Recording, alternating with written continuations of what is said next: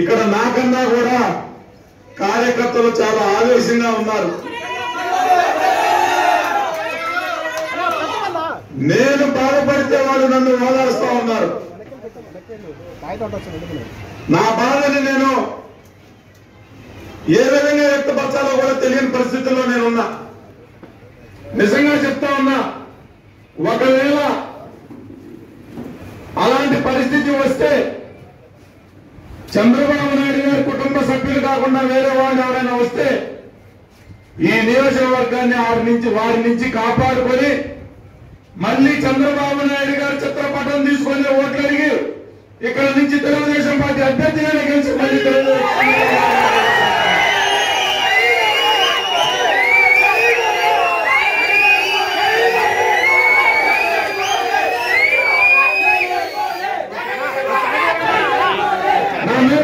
కేసులు పెట్టారు. నేను ఏమి చెయ్యని నేరానికి అటెంప్ట్ మర్డర్ కేసు పెట్టారు. అర్ధరాత్రి సమయంలో ఒక రేషన్ డీలర్ని కక్ష సాధింపు చర్యల్లో భాగంగా అక్కడికి వెళ్తే ధర్నా చేయడానికి వెళ్తే నా మీద 307 కేసు పెట్టారు. గన్నవరంలో పార్టీ కార్యాలయం పైన దాడి చేస్తే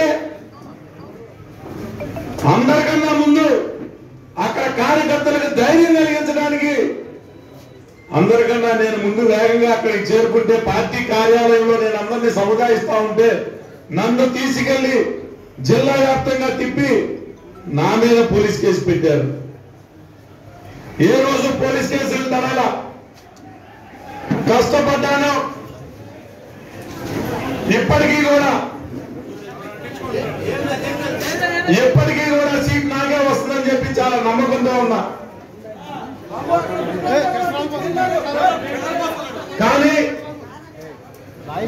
ఈ రోజు మీకు అకామిడేట్ చేయలేకపోతున్నామని చెప్తే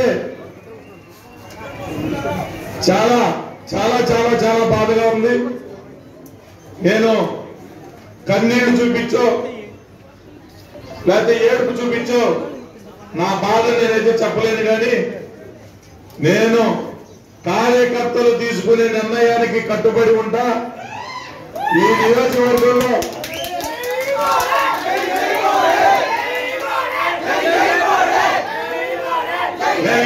చెప్తున్నా, పార్టీ కూడా మారను, నేను పార్టీ కూడా మారను.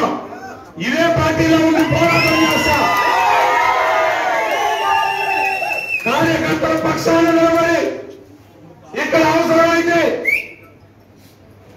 ఏ విధంగా అయినా సరే ఇక్కడ నేను కనిపించుకొని చంద్రబాబు నాయుడు గారికి బహుమానంగా ఇస్తానని చెప్పి సందర్భంగా తెలియజేస్తాను. ఇంకా ఎవరిస్తే ఏమి సమాచారం?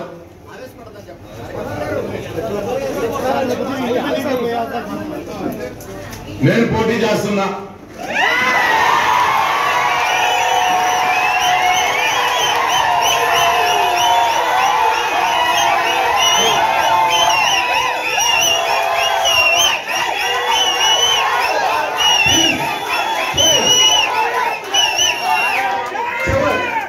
చివరి క్షణం వరకు చంద్రబాబు నాయుడు గారు లోకేష్ గారు ఆశిస్తూ ఉంటాయని నేను భావిస్తా ఉన్నా.